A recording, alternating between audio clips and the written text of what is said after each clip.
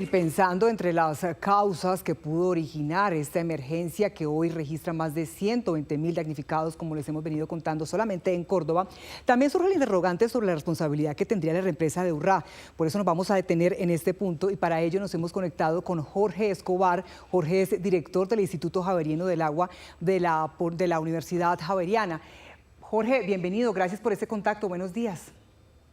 Buenos días, muchas gracias por la invitación. Se habla de un comportamiento inusual que venía presentando la represa desde el 2022, luego en el 2024 y también que comenzó el 2026 también con unos niveles de agua altos. Pero la gran pregunta es, ¿qué tanta responsabilidad tiene esta represa de Urrá en lo que hoy estamos viendo que está sucediendo en Córdoba? Yo pienso que sin lugar a dudas la represa de Urrá tiene parte de la culpa, pero no se le puede, digamos, no puede, la represa no tiene toda la culpa del problema. O sea, una parte es la represa, otra parte es el manejo que le han dado a las zonas que naturalmente regulan los excesos de agua en el valle del río Sinú. Bueno, entonces vamos, Entonces, sí, quería eso, que entonces empecemos como a desglosar. Hablemos primero de lo que pudo haber pasado con esos niveles de agua allí en esa represa y ya hablamos entonces de lo que puede estar pasando también con ese ordenamiento territorial, Jorge. perfecto, perfecto. Sí, de acuerdo. Entonces, ahí, pues, los embalses cuando se diseñan, se diseñan para, digamos, bajo unas características, unas reglas que, pues, se deben cumplir y, pues, eso básicamente está relacionado con el nivel del agua que puede tener el embalse dependiendo de la época del año. Sí, dependiendo de ese nivel, pues se va a generar más energía o no y se puede ofrecer la energía a un mayor o un menor precio dependiendo de la cantidad de agua que se tiene. Entonces, normalmente para la época de enero, febrero, digamos, por los registros históricos, pues se sabe que es una época de verano. Entonces uno no espera que haya muchas entradas de agua al embalse. Entonces, por eso seguramente las personas de Urrá, digamos, se confiaron de esta situación, pero y no esperaban una, digamos, una precipitación como la que hubo en este momento. Entonces, la capacidad de regulación que tiene el embalse se redujo. ¿Por qué? Porque tenían más agua almacenada de la que deberían tener. ¿Esto qué significa? Que cuando se llena el embalse, ya, digamos, ya el agua que entra, digamos, que escurre de la cuenca, llega al embalse y empieza a salir por el vertedero y ya básicamente el embalse no regula nada. Entonces, si la lámina de agua hubiera estado un poco más baja, o sea, hubiera estado sobre la curva guía, digamos, el embalse hubiera podido retener gran parte del agua que estaba lloviendo. Pero, pues, de nuevo, o sea, hubiera llegado un punto en que se hubiera desbordado y salido por el vertedero, que fue lo que pasó. Entonces, sí, hubiera podido disminuir un poco, pero atenuar un poco la inundación, pero de pronto no completamente. Jorge, expliquémosle por favor a los televidentes, para quien no entendemos las razones por las que este embalse almacena agua de esta manera, en esta magnitud, y eso está regulado, estos niveles deben estar regulados, ¿no?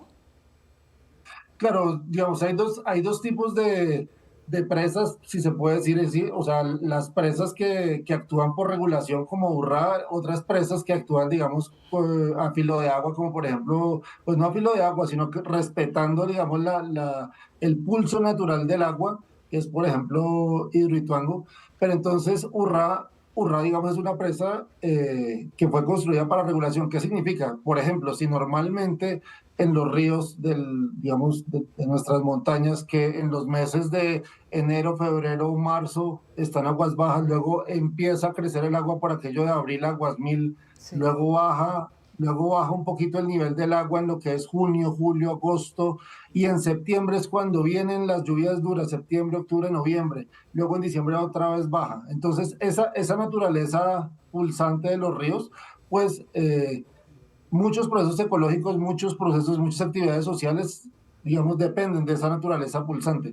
Ahora, ¿qué pasa cuando uno construye una hidroeléctrica? Cuando uno construye una hidroeléctrica, digamos, para regular, se pierde parte de esa regulación natural. ¿Por qué? Porque la idea es poner una muralla gigante en una parte, digamos, estrecha de la cuenca del río, normalmente en las partes altas, de tal forma que se almacene agua y por ejemplo, y se tenga agua todo el año, por Sí. decir así, ese exceso de agua de todo el año, por lo menos en Bogotá, es lo que permite que la ciudad de Bogotá tenga agua todo el año, incluso Sí, cuando no llueve, y para la generación de energía lo mismo. es verdad. ¿Cuáles son las implicaciones? Que ya aguas abajo de la presa ya no va a existir esa naturaleza pulsante.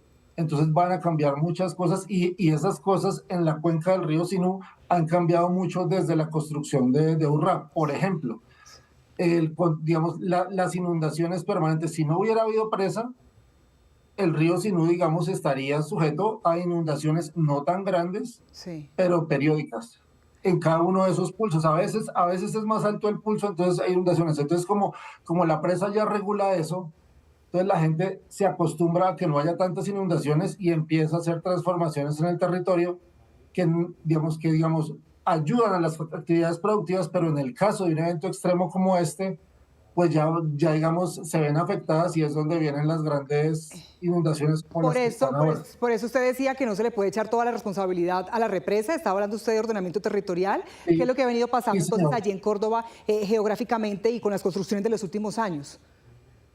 Claro, sí, señora, o sea, no se le puede echar toda la culpa. Ahora, ¿por qué? O sea, ¿qué había antes? O sea, construyen la presa, listo, entonces ya no se inunda tan seguido el valle del río Sinú.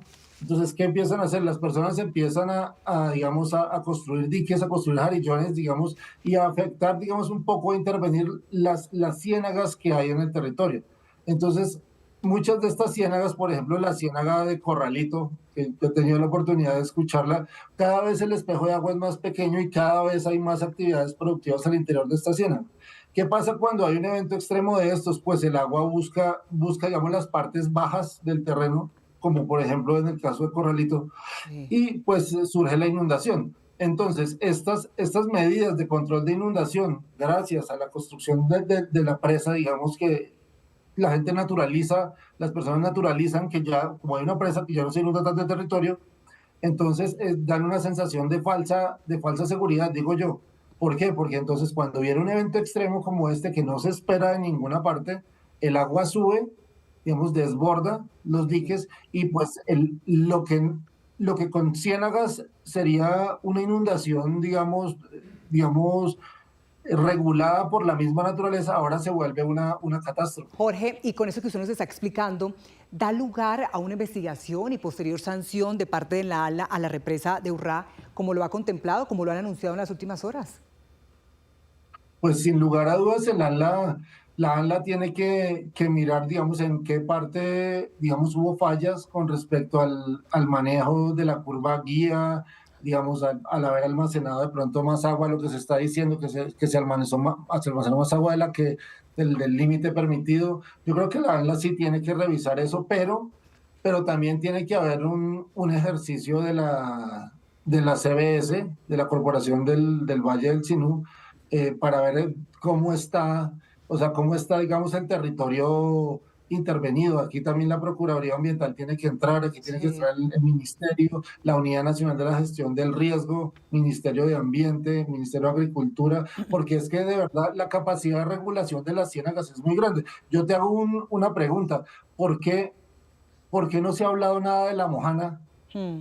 con respecto a las inundaciones si los dos ríos, el Sinú y el Sar Jorge, nacen en el mismo nudo del Paramillo? O sea, los Mismo dos ríos punto, sí. recibieron la misma cantidad de precipitación. O sea, ¿cuál es la diferencia entre la Mojana y el Valle del Río Sinú? Para mí, la Mojana todavía tiene ciénagas y las ciénagas son las que se encargan digamos, de amortiguar todas estas cosas. Ahora, yo tengo Sí. muchos conocidos en la Mojana, hablo con el Centro de Pronósticos y Alertas de la Mojana, y digamos, si bien las ciénagas están, por ejemplo, la ciénaga de San Marcos está alta, pues no se ha escuchado lo que se escucha en Córdoba. Sí hay situaciones, digamos, en la parte intermedia de la cuenca del río San Jorge, Montelíbano, unos pocos rompederos, pero no del nivel de Córdoba. Entonces ahí es donde uno se pregunta, oiga, ¿cuál es la labor que tienen, digamos, todos estos humedales naturales no solo, digamos, en la regulación hídrica? Sí. Entonces ahí es donde uno se puede pensar, oye, ¿qué pasó con el Sinú?